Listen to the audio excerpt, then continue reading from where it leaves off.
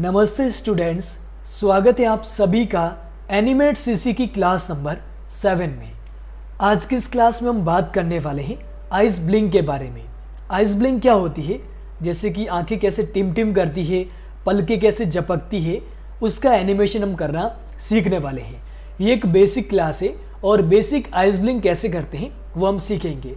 इस कोर्स के अंदर आगे आपको एडवांस आइस ब्लिंक के बारे में भी देखने को मिलेगा, सीखने को ज़रूर मिलेगा, लेकिन सबसे पहले आपको ये चीज़ सीखनी चाहिए। अब इसके आगे हम क्या करेंगे, कैरेक्टर कैसे बनता है, कैरेक्टर की आइस ब्लिंक कैसे करते हैं वो भी इस कोर्स में सिखाया गया है।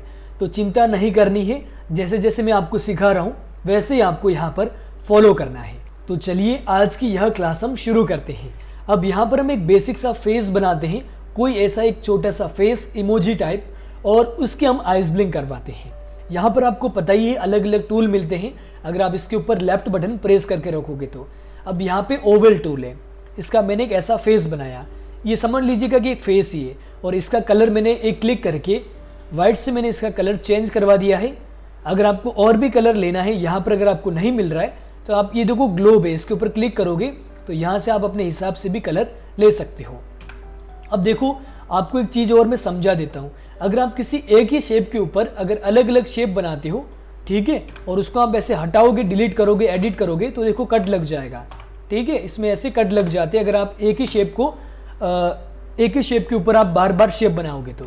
इससे बचने के लिए हम क्या करते हैं, आप अलग लेयर ले सकते हो, ठीक है, आप अलग से एक नया लेयर ले सकते हो, और इस नए लेयर के ऊपर आप अलग अलग शेप बनाओगे तो इससे क्या होगा कि लेयर पूरा अलग रहेगा, ठीक है। ये देखो पीछे का लेयर कटेगा नहीं, तो इस बात को आपको ध्यान में रखना है, काफ़ी इंपॉर्टेंट है ये, ठीक है।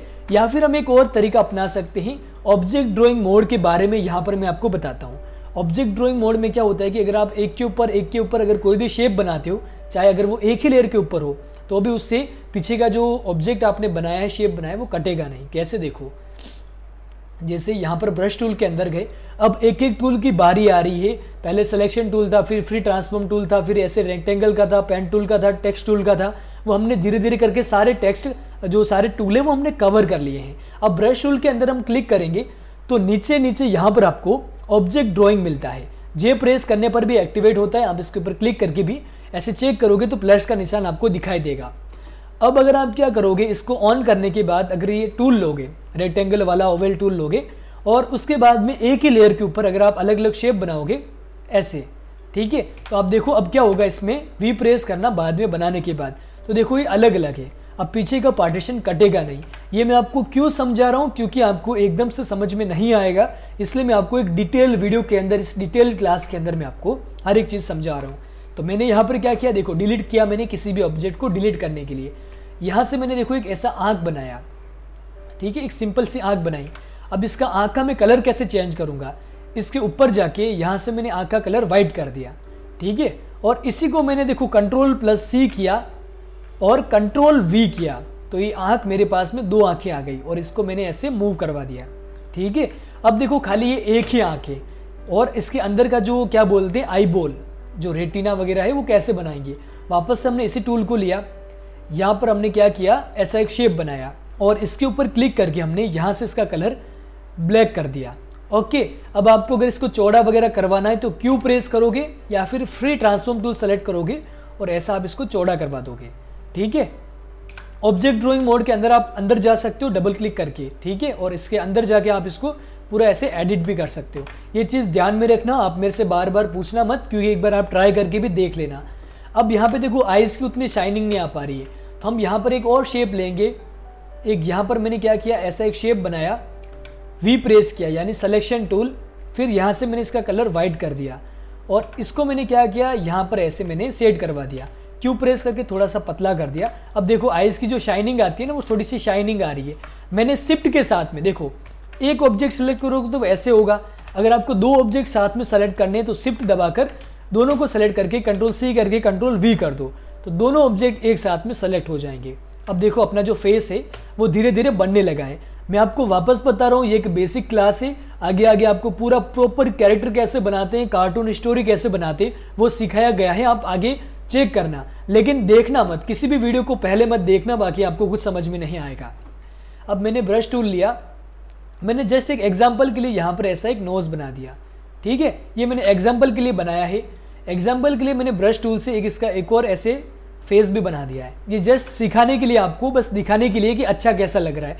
ओके, उसके बाद में देखो मैंने आपको पिछली क्लास में सिंबल के बारे में भी बताया था, सिंबल के बारे में बताया है, मास्किंग के बारे में भी बताया है। तो वो जो मास्किंग और जो सिंबल है ना, वो अब काम आने वाले हैं, वो ऐसे नहीं थे, वो इम्पोर्टेंट थे। उसके बाद में मैंने क्या किया, शिफ्ट के साथ में हर एक चीज़ को ऐसे सेलेक्ट किया। देखो पहले बड़ा पार्ट, फिर छोटा पार्ट, फिर छोटा पार्ट, सबको सेलेक्ट करने के बाद मैंने एफेक्ट किया, सिंबल किया, इसका नाम मैंने लिख दिया आइस ब्लिंक, ठीक है, और ओके पर क्लिक कर दिया। अब मैं इसके अंदर जा सकता हूँ। किसी भी ऑब्जेक्ट को सिंबल करने के बाद आप उसके अंदर जाकर एनिमेशन कर सकते हो, जैसा कि मैंने आपको तीसरी या फिर चौथी क्लास में बताया है, ठीक है।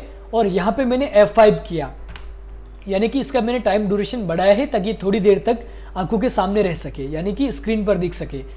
उसके बाद में एक लेयर है, एक ही लेयर के ऊपर है देखो सारा काम। अभी हम लेयर को अलग अलग कैसे डिवाइड करते हैं, डिस्ट्रीब्यूट कैसे करते हैं, वो भी हम चेक कर लेते हैं। अगर आपको डिस्ट्रीब्यूट करवाना है तो आप सभी को एक साथ सेलेक्ट करके भी राइट क्लिक करके यहाँ पर डिस्ट्रीब्यूट टू लेयर्स आपको दिख रहा है, आप इसके ऊपर अगर प्रेस करोगे ना तो सारे लेयर्स डिस्ट्रीब्यूट हो जाएंगे।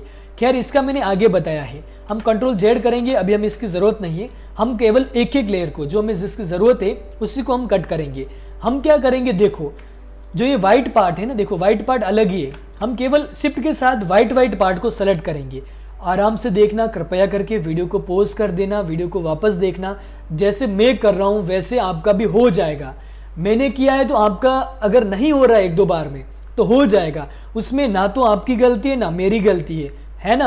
आपने खाली वीडियो को ध्यान से नहीं देखा होगा या फिर आपने किसी चीज़ को मिस कर दिया होगा। तो मेरे से कांटेक्ट करने से पहले एक बार आप खुद से ट्राई करके देखना। अब यहाँ पे मैंने क्या किया, वाइट पार्ट को Ctrl+C किया, एक मैंने प्लस पे क्लिक करके नया लेयर लिया, Ctrl+Shift+V करते हैं तो उससे क्या होता है, एक ही जगह पर पेस्ट होता है। अगर मैं देखो Ctrl+V करता हूँ ना तो हर किसी जगह पर पेस्ट होगा।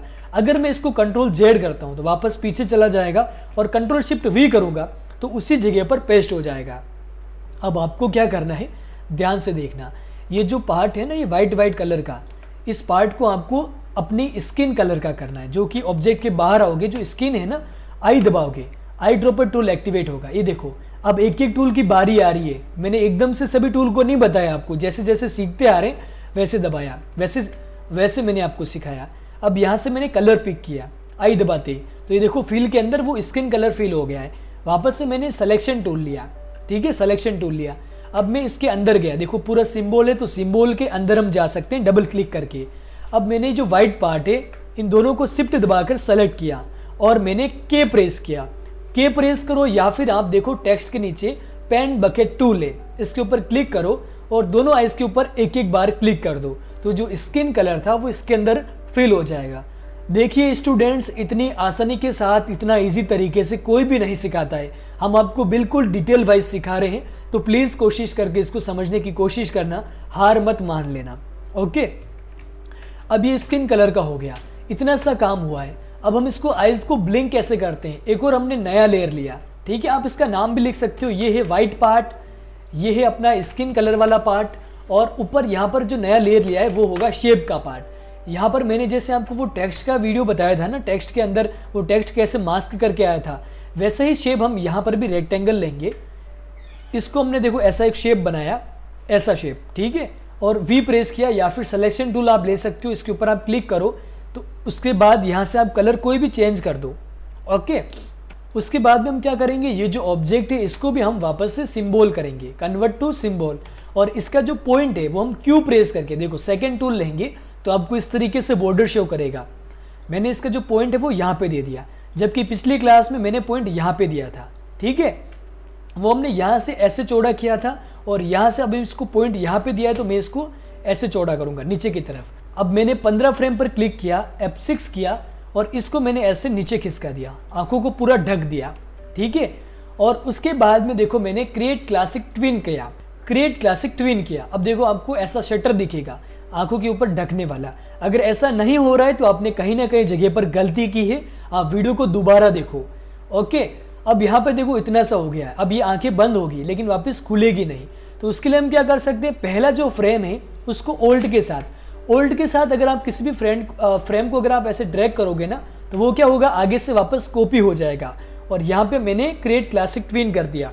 अब ज़रूरी नहीं कि आप उस ओल्ड को दबाकर फ्रेम को लाओ, आप कोई भी जगह पर, जैसे मान लो कंट्रोल जेड किया मैंने, ठीक है, यहाँ पर कोई फ्रेम नहीं थी, मैंने केवल 30 पे गया, F6 किया और इसको मैंने पकड़ के वापस ऐसे ऊपर करवा दिया और इसके बीच में मैंने क्रिएट क्लासिक ट्विन कर दिया। अब देखो आंखें बंद होगी और खुलेगी। अब आपको यहाँ पर क्या करना है, देखो मास्क का काम करना है। मैं बिल्कुल फ्रेंडली होकर आपको समझा रहा हूँ, कृपया करके आप समझने की कोशिश करना है ये चीज़। अब यहाँ पे शेप पर क्लिक करना, आपको राइट क्लिक, ठीक है, और इसको आप मास्क के ऊपर क्लिक कर देना, जैसे कि हमने पिछली क्लास के अंदर जाना था। अभी देखो आपको क्या चीज़ दिखेगी, इसकी पलकें जो है ना वो झपकनी शुरू हो गई है ना, इस तरीके से। लेकिन जब आप बाहर आओगे तो बाहर देखो केवल एक ही फ्रेम है। सिंबल यही होता है, अगर आपने अब तक नहीं समझा है सिंबल, तो यही होता है कि आप एक को सिंबल करने के बाद इसके अंदर काम कर सकते हो। अब मैंने बाहर आकर 50 फ्रेम किया। बाहर फ्रेम के ऊपर आप जितना इसको बढ़ाओगे उतना ही वीडियो का टाइमिंग बढ़ेगा। ओके, अब मैंने देखो कंट्रोल एंटर किया तो इस कैरेक्टर की आप देखो आइज ब्लिंक होनी शुरू हो गई है, लेकिन इसकी पलकें लगातार झपक रही है। हमारी पलकें इतनी देर तक नहीं झपकती, बीच में थोड़ा सा वेट भी होता है, यानी कि स्पेस भी रहता है, यानी कि रुकती है। हम इसके अंदर जाएंगे आइज के, और यहाँ पर हम जाएंगे 65 के आसपास और हम F5 कर देंगे। F5 हमने क्यों किया, ताकि जो आंखें वो खुली रहेगी थोड़ी देर के लिए, ठीक है। यहाँ पे अगर मैं F6 करता और इसका अगर मैं कुछ एनिमेशन करवा देता तो वो एनिमेशन बन जाता, लेकिन हम यहाँ पे केवल इसका टाइमिंग बढ़ाना चाह रहे हैं। अब मैं बाहर आकर अगर कंट्रोल एंटर करूँगा तो आपको देखो इस तरीके से धीरे धीरे आइस ब्लिंक दिखाई देगी, ठीक है। अब ये झटके क्यों खा रहा है, क्योंकि यहाँ पर हमने 70 फ्रेम लिए, जबकि अंदर हमने केवल 65 फ्रेम लिए। अगर मैं बाहर भी अगर 65 भी फ्रेम लेता हूँ, ठीक है, और कंट्रोल एंटर करता हूँ, तो देखो आपको प्रॉपर आइस ब्लिंक दिखाई देगी, है ना, काफ़ी आसान। तो ये तरीका है आइस ब्लिंक करने का। आशा करता हूँ क्लास नंबर 7 आपको ज़रूर से पसंद आई होगी। ये फाइल आपको नीचे डिस्क्रिप्शन में मिल जाएगी, अगर आपको डाउनलोड करना है तो आप डाउनलोड कर सकते हो।